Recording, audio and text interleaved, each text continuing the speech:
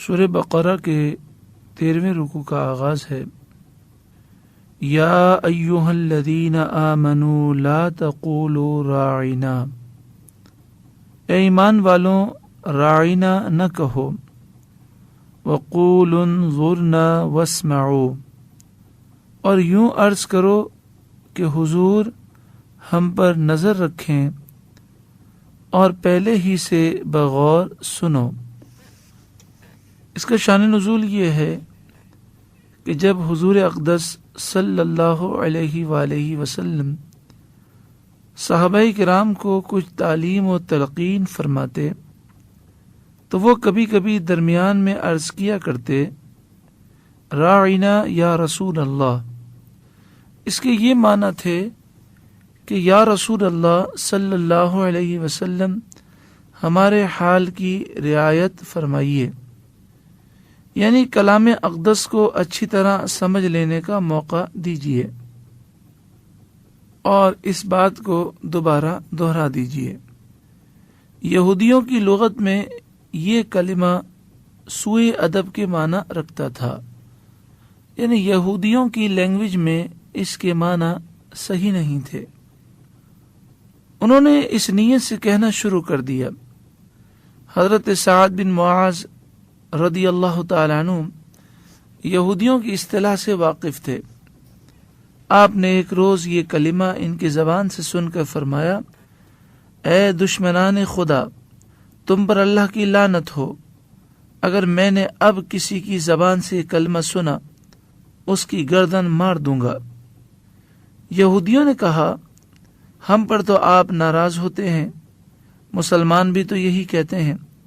اس پر آپ رنجیدہ ہو کر خدمت اقدس میں حاضر ہوئے ہی تھے کہ یہ آیت نازل ہوئی جس میں راعنا کہنے کی ممانعت فرما دی گئی اور اس معنی کا دوسرا لفظ انظرنا کہنے کا حکم ہوا۔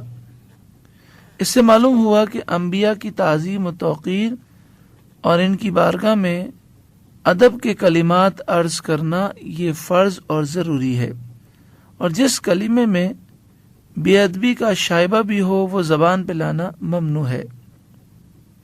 اور یہاں فرمایا گیا واسمعوا، اور پہلے ہی سے بغور سنو، یعنی ہمتن گوش ہو جاؤ تاکہ یہ عرض کرنے کی ضرورت ہی نہ رہے کہ حضور صلی اللہ علیہ وآلہ وسلم توجہ فرمائے، کیونکہ دربار نبوت کا یہی ادب ہے، یعنی سرکار دو عالم صلی اللہ علیہ وآلہ وسلم کو بات دہرانے کی زحمت بھی نہ دو، پہلے ہی سے غور سے سنو۔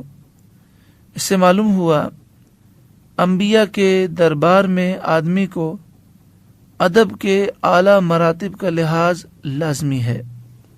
آگے ارشاد فرمایا وَلِلْكَافِرِينَ عَذَابٌ أَلِيمٌ، اور کافروں کے لیے دردناک عذاب ہے۔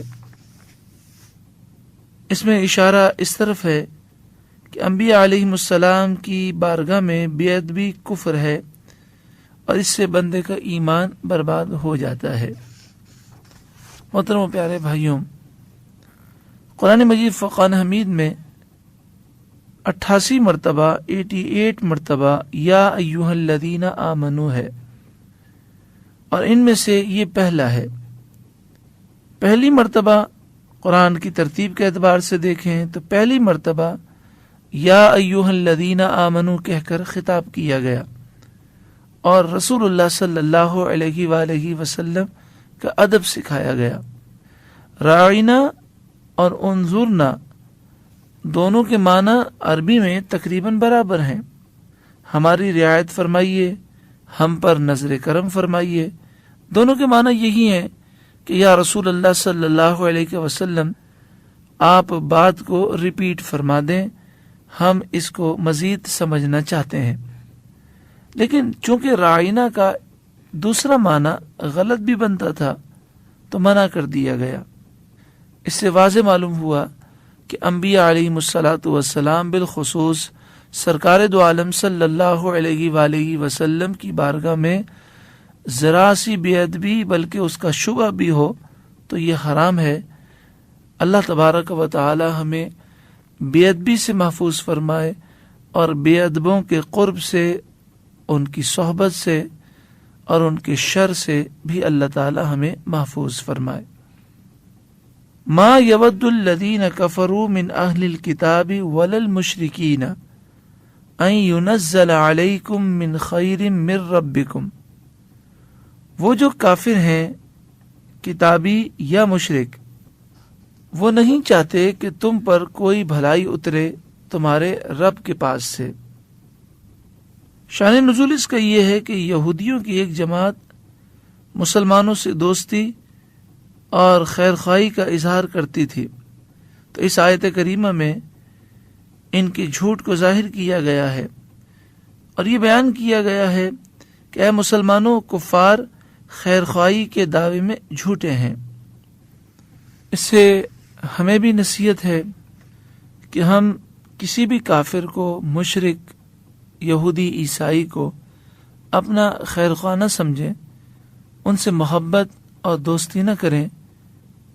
قرآن مجید فرقان حمید واضح فرما رہا ہے کہ یہ کوئی بھلائی ہم پر اترے یہ پسند نہیں کرتے، تو ہمیں ان سے ہوشیار رہنا چاہیے اور ان کے قرب سے اپنے آپ کو دور رکھنا چاہیے۔ واللہ یختص برحمتہ من یشاء، اور اللہ اپنی رحمت سے خاص کرتا ہے جسے چاہے۔ واللہ ذو الفضل العظیم، اور اللہ بڑے فضل والا ہے۔ تو اللہ تعالیٰ نے مومنوں کو اپنی رحمت سے خاص فرمایا اور انہیں ایمان کی دولت دی۔ اللہ نے مومنوں پر کرم فرمایا، کافر، مشرک اس بات سے وہ جلتے ہیں۔ ما ننسخ من آیت او ننسیہا، جب کوئی آیت ہم منسوخ فرمائیں یا بھلا دیں، نأتی بخیر منہا او مثلہا، تو اس سے بہتر یا اس جیسی لے آئیں گے۔ اس آیت کے نازل ہونے کا سبب یہ ہے کہ مشرکین نے کہا کہ محمد صلی اللہ علیہ وسلم اپنے اصحاب کو کسی بات کا حکم دیتے ہیں، پھر اس سے انہیں منع کر دیتے ہیں، اور اس کے برخلاف کوئی اور حکم دیتے ہیں، اور آج ایک بات کہتے ہیں اور اگلے دن اس سے رجوع کر لیتے ہیں، اور وہ اپنی جانب سے باتیں بیان کرتے ہیں، جیسا کہ خود اللہ نے ان کے بارے میں اپنے اس قول کے ذریعے بتایا۔ سورہ نحل آیت نمبر 101، وَإِذَا بَدَّلْنَا آیَةً مَكَانَ آیَةٍ، اور جب ہم ایک آیت کو دوسری آیت سے تبدیل کر دیتے ہیں، وَاللَّهُ أَعْلَمُ بِمَا يُنَزِّلُ، اور اللہ ہی خوب جانتا ہے جو وہ نازل فرماتا ہے۔ قَالُوا إِنَّمَا أَنْتَ مُفْتَرٍ، تو کافر کہتے ہیں کہ آپ تو صرف اپنے دل سے گھڑ کر لاتے ہیں۔ سو اللہ تعالیٰ نے یہ آیت کریمہ نازل فرمائی اور اس آیت کے ذریعے منسوخ کرنے کی حکمت بھی واضح کر دی، اور یہ بھی واضح کر دیا کہ آیات کا منسوخ ہونا اللہ کی جانب سے ہے، نہ کہ رسول اللہ صلی اللہ علیہ وسلم کی جانب سے۔ لغت میں نسخ کا اصل معنی ہے منتقل کرنا، اور کسی چیز کو ایک حالت سے دوسری حالت کی طرف پھیرنا، اسی سے نسخ الکتاب ہے، یعنی کسی چیز کو ایک کتاب سے دوسری کتاب کی طرف منتقل کرنا۔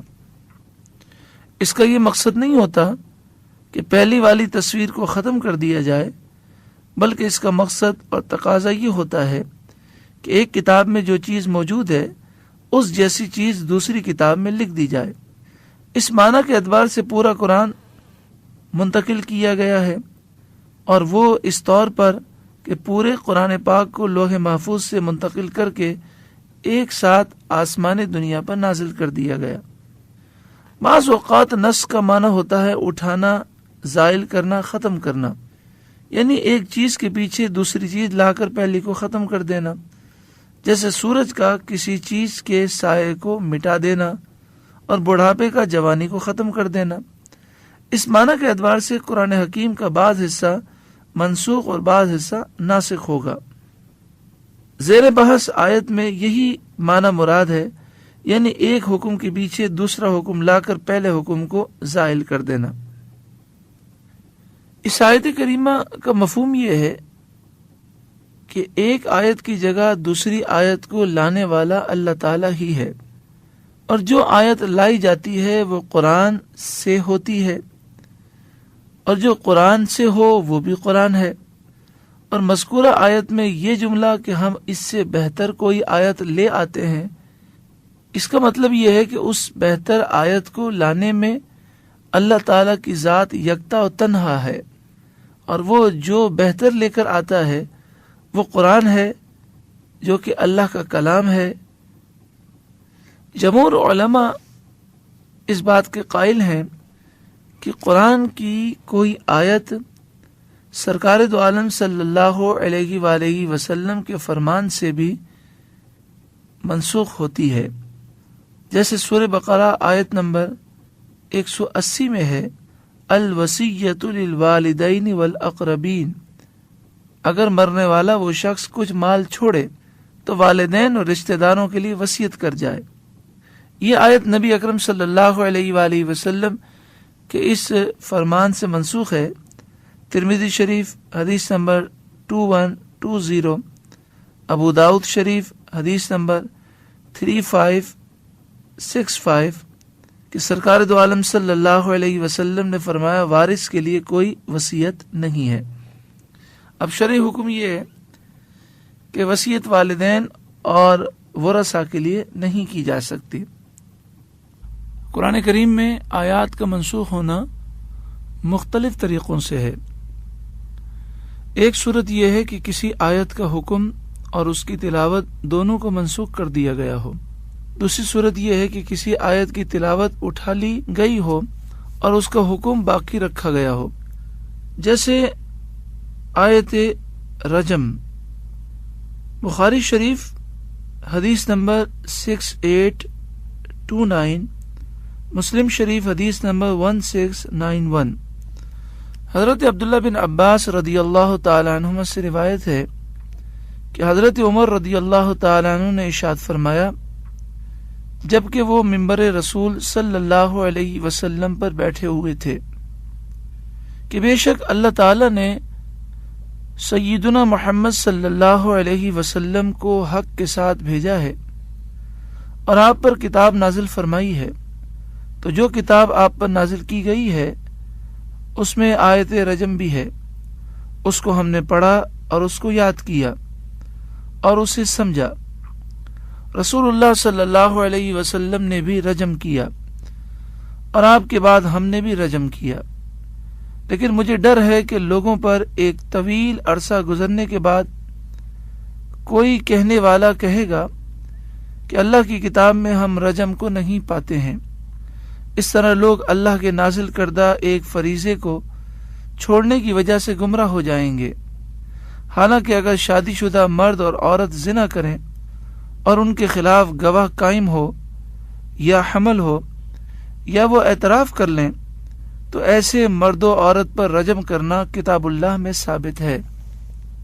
رجم کی یہ معنی ہے کہ شادی شدہ مرد اور عورت اگر زنا کریں تو انہیں پتھر مار مار کر ہلاک کر دیا جائے۔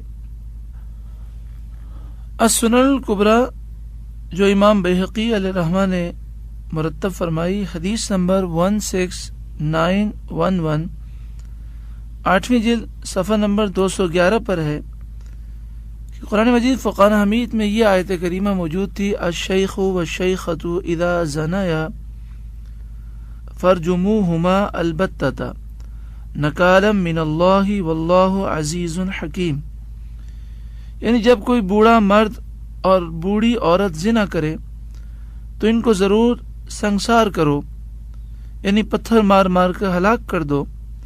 یہ اللہ کی طرف سے عبرتناک سزا ہے اور اللہ تعالی غالب حکمت والا ہے۔ یہ آیت تلاوت کے اعتبار سے منسوخ ہے لیکن حکم اس کا باقی ہے۔ اسی طرح قرآن مجید فقان حمید میں واضح ارشاد ہے، سورہ نساء آیت نمبر 103، ان الصلاۃ کانت علی المؤمنین کتابا موقوتا، بے شک ایمان والوں پر نماز ایک مقررہ وقت میں فرض ہے۔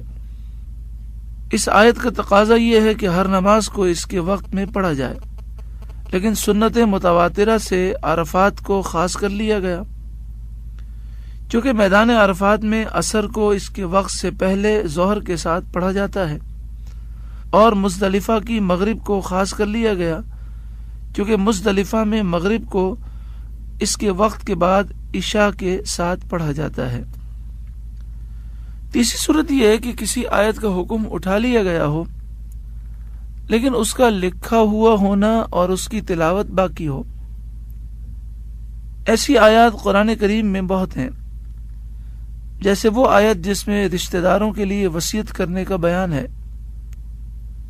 لیکن امام اعظم ابو حنیفہ رضی اللہ تعالیٰ عنہ کے نزدیک حدیث سے اس کا حکم منسوخ ہے۔ اسی طرح وہ آیت جس میں بیوہ کے لیے عدت وفات 1 سال بیان ہوئی ہے، وہ اس آیت سے منسوخ ہے جس میں 4 مہینے 10 دن عدت کا بیان ہے۔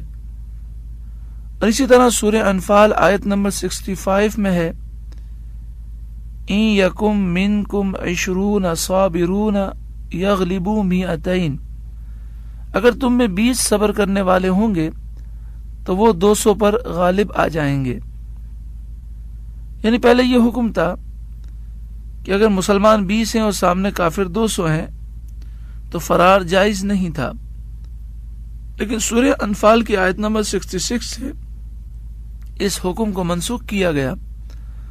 الآن خفف اللہ عنکم وعلم ان فیکم ضعفا، اب اللہ نے تم پر حکم میں آسانی کر دی ہے اور اسے معلوم ہے کہ تم میں کمزوری ہے۔ اب یہ حکم دیا گیا کہ اگر 10 مسلمان ہیں اور سامنے 20 کافر ہیں تو مقابلہ کرنا ضروری ہے، اس سے زائد ہوں تو شریعت نے آسانی دی۔ مختلف آیات کو منسوخ کر کے اس کے بدلے میں کبھی ایسا ہوتا ہے کہ آسان حکم لایا جاتا ہے، کبھی اس کے بدلے میں مشکل حکم آتا ہے، اور کبھی ہم مثل آیات اور احکام نازل ہوتے ہیں۔ وہ آیات جن کو منسوخ کر کے کوئی آسان حکم لایا گیا ہے، اس میں عمل کے اعتبار سے زیادہ آسانی ہے۔ اس کی مثال یہ ہے کہ مسلمانوں پر پہلے رات کا قیام فرض تھا، پھر اس کو منسوخ کر دیا گیا، یعنی اس کی فرضیت اٹھا لی گئی، جیسا کہ صحیح مسلم حدیث نمبر 746 اور ترمذی، ابو داؤد، ابن ماجہ اور سنن دارمی میں ہے کہ ام المومنین حضرت عائشہ صدیقہ رضی اللہ تعالی عنہا سے روایت ہے، جب سورہ مزمل کا ابتدائی حصہ نازل ہوا تو رسول اللہ صلی اللہ علیہ وسلم اور صحابہ کرام عبادت کے لیے کھڑے ہو گئے، یہاں تک کہ ان کے پاؤں سوج گئے، اور 16 ماہ تک سورہ مزمل کا آخری حصہ آسمان میں روکا گیا۔ پھر جب اس کو نازل کیا گیا تو رات کا قیام فرضیت سے منتقل ہو کر نفل بن گیا، اور یہ آسانی مسلمانوں کے لیے تھی، یہ مسلمانوں کے لیے دنیاوی اعتبار سے زیادہ بہتر تھا، کیونکہ اس سے ان کی تھکاوٹ اور مشقت ختم ہو گئی۔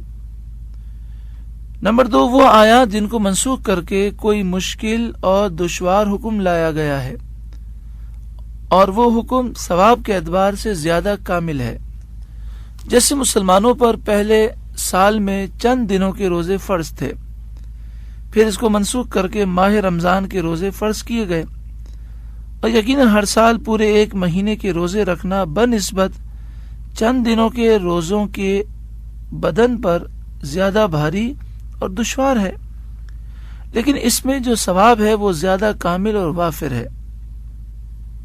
جہاں تک تعلق ہے اس جیسی ہی آیت کو لانے کا، تو اس کی مثال یہ ہے کہ نمازوں میں بیت المقدس کی طرف رخ کرنے کو منسوخ کر کے مسجد حرام کی طرف رخ پھیر دیا گیا، اور اس حکم میں اجر و ثواب بھی برابر ہے، کیونکہ نمازی پہ فرض ہے کہ جس طرف اسے اللہ تعالیٰ نے حکم دیا ہے اس طرف اپنا رخ کر لے۔ آگے ارشاد فرمایا، الم تعلم ان اللہ علی کل شیء قدیر، کیا تجھے خبر نہیں کہ اللہ سب کچھ کر سکتا ہے؟ الم تعلم ان اللہ لہ ملک السماوات والارض، کیا تمہیں نہیں معلوم کہ اللہ ہی کے لیے آسمانوں اور زمین کی بادشاہی ہے؟ اللہ تعالیٰ ہی آسمانوں اور زمین میں تصرف فرمانے والا ہے، دونوں میں صرف اس کی بادشاہت ہے۔ آسمانوں و زمین میں اور جتنی ان میں مخلوق ہے، ان سب میں وہ جو چاہتا ہے حکم فرماتا ہے، اور جس سے چاہتا ہے منع فرما دیتا ہے، اور جس حکم کو چاہتا ہے منسوخ اور تبدیل فرما دیتا ہے۔ اس آیت میں خطاب اگرچہ نبی اکرم صلی اللہ علیہ وآلہ وسلم سے ہے، لیکن در حقیقت اس میں ان یہودیوں کو جھٹلانا ہے جنہوں نے نص کا انکار کیا۔ سیدنا عیسیٰ علیہ السلام اور سیدنا محمد صلی اللہ علیہ وسلم کی نبوت کا انکار کیا۔ اللہ تعالیٰ نے یہودیوں کو بتا دیا کہ اللہ ہی کے لیے آسمان و زمین کی بادشاہی ہے، اور یہ کہ ساری مخلوق اسی کی بندگی میں ہے اور اسی کے زیر تصرف ہے۔ وہ اپنی مخلوق میں جو چاہتا ہے فیصلہ فرماتا ہے، اور لوگوں پر سننا اور اطاعت کرنا فرض ہے۔ وَمَا لَكُم مِّن دُونِ اللَّهِ مِن وَلِيٍّ وَلَا نَصِيرٍ، اور اللہ کے علاوہ تمہارا کوئی حمایتی اور مددگار نہیں ہے۔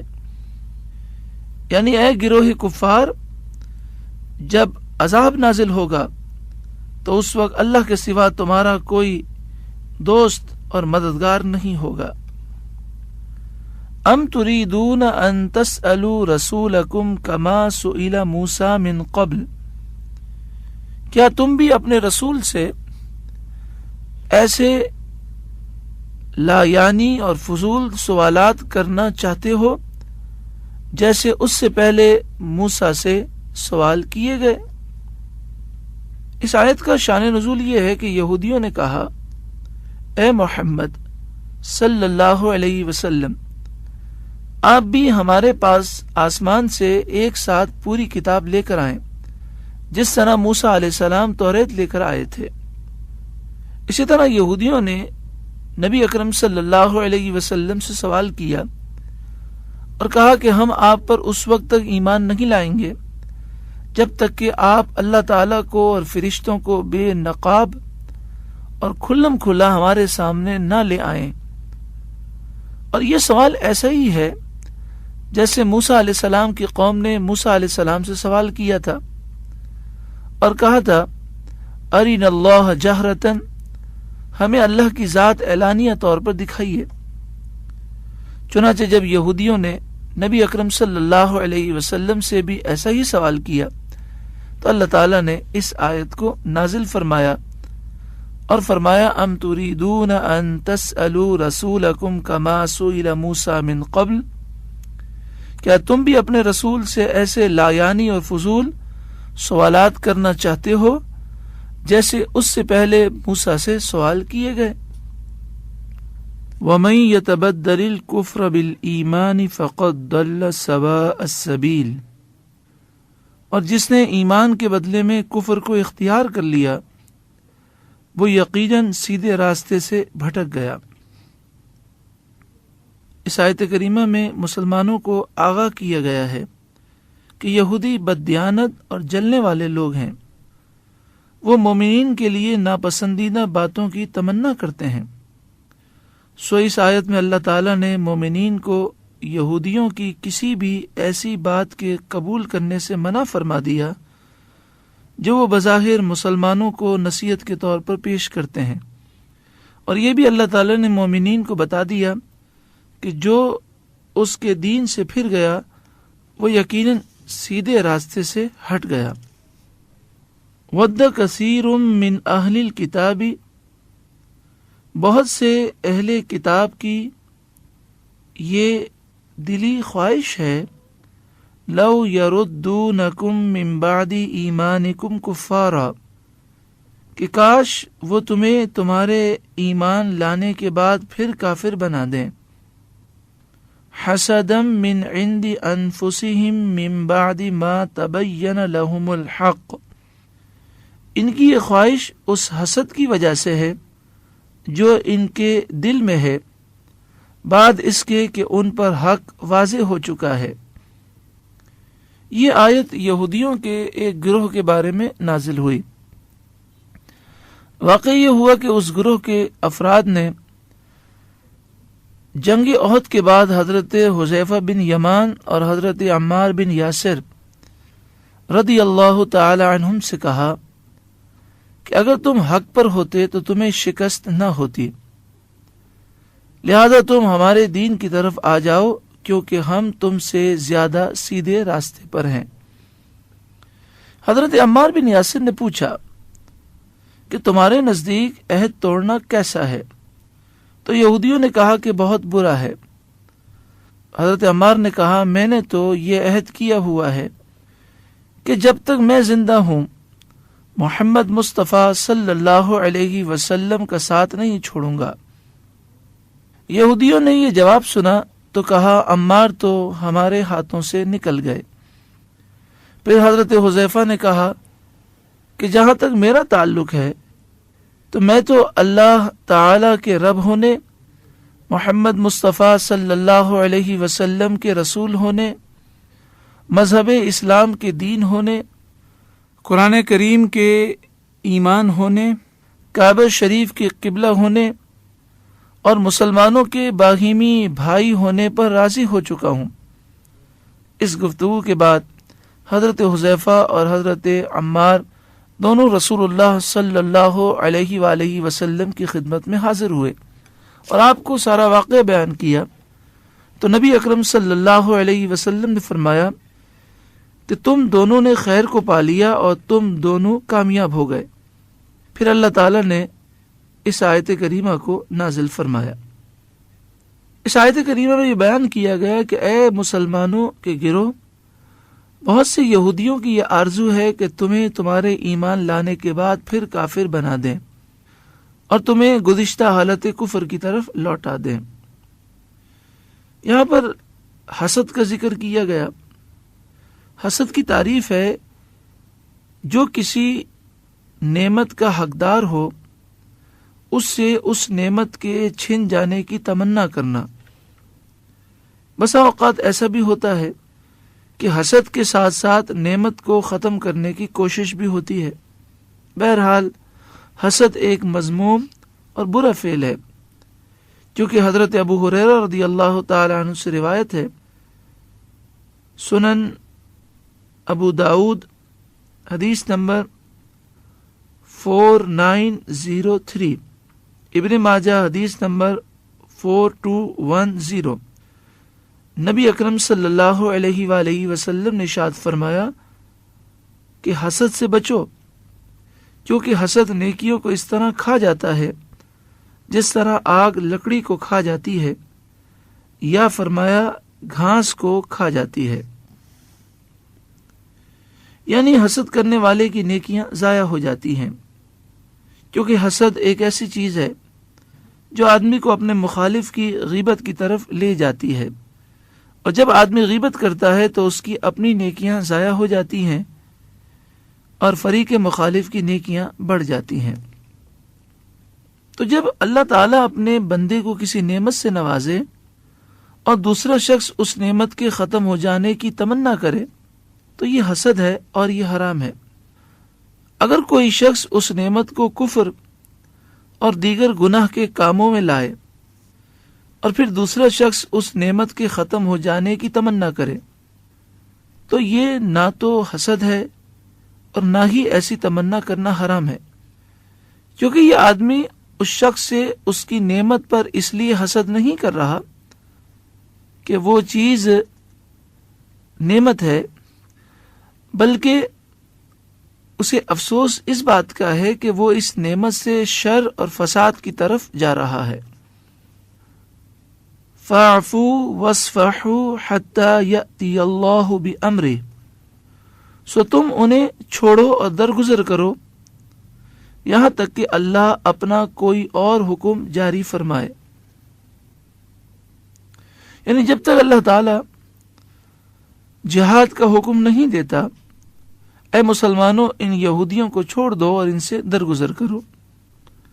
پھر اللہ تعالیٰ نے جہاد کا حکم دیا، جیسا کہ سورہ توبہ آیت نمبر 29 میں ہے، قاتلوا الذین لا یؤمنون باللہ ولا بالیوم الآخر، ان لوگوں سے جہاد کرو جو نہ اللہ پر ایمان لاتے ہیں اور نہ روز آخرت پر، ولا یحرمون ما حرم اللہ ورسولہ، اور اللہ اور اس کے رسول کے حرام کیے ہوئے کو حرام قرار نہیں دیتے ہیں، ولا یدینون دین الحق من الذین اوتوا الکتاب، اور نہ وہ دین حق کو قبول کرتے ہیں، یہ وہ لوگ ہیں جن کو کتاب دی گئی، تم ان سے جہاد کرتے رہو، حتی یعطوا الجزیۃ عن ید وہم صاغرون، یہاں تک کہ وہ ذلت کے ساتھ جزیہ دے۔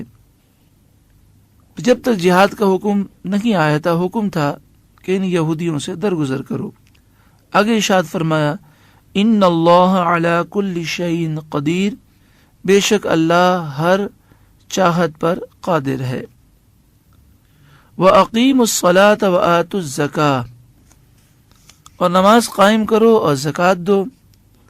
وَمَا تُقَدِّمُوا لِأَنفُسِكُم مِّن خَيْرٍ تَجِدُوهُ عِندَ اللَّهِ، اور جو نیک کام تم اپنے لیے آگے بھیجو گے اس کو اللہ کے ہاں پاؤ گے۔ ان اللہ بما تعملون بصیر، بے شک اللہ تمہارے کام دیکھ رہا ہے۔ اس آیت کریمہ میں مسلمانوں کو یہ حکم دیا گیا کہ عفو درگزر سے کام لیتے ہوئے نماز اور زکوٰۃ کی ادائیگی پر توجہ دو۔ یہاں فرمایا گیا کہ تم جو نیک کام اپنے لیے آگے بھیجو گے اس کو اللہ کے ہاں پاؤ گے، یعنی اللہ کی خاطر جو نیک کام کیے جائیں وہ در حقیقت محفوظ ہو جاتے ہیں اور اللہ کے ہاں ان کا بہت عظیم ثواب ہوتا ہے۔ تفسیر قرطبی میں امام قرطبی لکھتے ہیں، حضرت عمر فاروق رضی اللہ تعالیٰ عنہ آپ جنت البقیع سے گزرے تو آپ نے کہا، اے اہل قبور السلام علیکم، ہمارے پاس جو خبریں ہیں وہ تو یہ ہیں کہ تمہاری بیویوں نے دوسری شادیاں کر لی ہیں، تمہارے مکانات آباد ہو چکے ہیں اور تمہارے اموال تقسیم کیے جا چکے ہیں۔ ہاتف غیب سے آواز آئی، اے ابن الخطاب، ہمارے پاس جو خبریں ہیں وہ یہ ہیں کہ ہم نے جو اعمال اپنے آگے بھیجے تھے ان کو ہم نے پا لیا ہے، اور جو کچھ ہم نے خرچ کیا تھا اس کا نفع ہمیں مل چکا ہے، اور جو ہم نے دنیا میں اپنے پیچھے چھوڑا ہے اس کا ہم نے نقصان اٹھایا ہے۔ ترمذی شریف حدیث نمبر 2470، مسند امام احمد بن حنبل، چھٹی جلد صفحہ نمبر 50۔ حضرت عائشہ صدیقہ رضی اللہ تعالی عنہا سے روایت ہے کہ گھر والوں نے ایک بکری ذبح کی۔ نبی اکرم صلی اللہ علیہ وسلم نے پوچھا کہ اس بکری میں سے کیا باقی بچا ہے؟ تو ام المومنین حضرت عائشہ صدیقہ رضی اللہ تعالی عنہا نے عرض کیا کہ اس کا صرف ایک شانہ بچا ہے۔ آپ صلی اللہ علیہ وسلم نے فرمایا کہ ایسا نہیں ہے، بلکہ در حقیقت اس ایک شانے کے علاوہ پوری بکری باقی ہے جس کو تم نے تقسیم کر دیا، یعنی اللہ کی راہ میں جو دے دیا جائے وہ باقی رہتا ہے، باقی چیزوں کو فنا ہے۔ وقالوا، اور اہل کتاب بولے، لن يدخل الجنہ، ہرگز جنت میں نہ جائے گا، الا من کان ہودا او نصارا، مگر وہ جو یہودی یا نصرانی ہو۔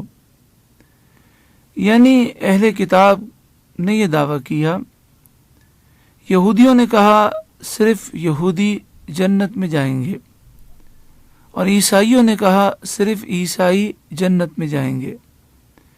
تلک امانیہم، یہ ان کی خیال بندیاں ہیں، یعنی یہ محض ان کے خیال ہیں جن کی کوئی حیثیت نہیں۔ قل ہاتوا برہانکم ان کنتم صادقین، آپ فرمائیے لاؤ اپنی دلیل اگر سچے ہو، یعنی اگر تم سچے ہو کہ صرف یہودی یا صرف عیسائی جنت میں جائے گا تو اپنی دلیل لاؤ۔ تم ہرگز اپنی دلیل نہیں لا سکتے۔ اب آگے فرمایا جا رہا ہے کہ جنت میں کون جائے گا۔ ارشاد فرمایا بلا من اسلم وجہہ للہ وہو محسن، ہاں جس شخص نے اپنے آپ کو اللہ کے آگے جھکا دیا اور وہ مخلص بھی ہو، فلہ اجرہ عند ربہ، تو اس کے لیے اس کے رب کے پاس اس کا اجر ہے، ولا خوف علیہم ولا هم یحزنون، اور ایسے لوگوں پر نہ کوئی خوف ہے اور نہ ہی یہ لوگ غمگین ہوں گے۔ اللہ تبارک و تعالی ہمیں ایسی ہی پاکیزہ زندگی عطا فرمائے کہ ہم اخلاص کے ساتھ رب کے حضور جھک جائیں اور اس کی فرما برداری کریں۔ دنیا بھی سنور جائے گی اور قبر و آخرت میں بھی راحتیں ہیں۔ کیا فائدہ ایسی بیکار زندگی کا کہ جس میں ہر وقت گناہ ہی گناہ ہو۔ گناہ دل کے چین کو برباد کر دیتا ہے۔ آئیے اللہ کی بارگاہ میں سچی پکی توبہ کریں، قرآن پاک کے قریب ہو جائیں، اللہ اور اس کے رسول کی فرما برداری کریں۔ اللہ تعالی ہمیں اچھی اور پاکیزہ زندگی گزارنے کی توفیق عطا فرمائے۔